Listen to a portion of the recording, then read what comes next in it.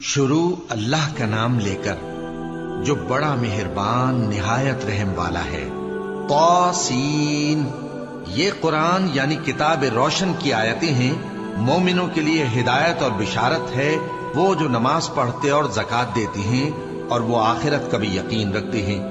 جو لوگ آخرت پر ایمان نہیں رکھتے، ہم نے ان کے اعمال ان کے لیے آراستہ کر دیے ہیں تو وہ بھٹکتے پھر رہے ہیں۔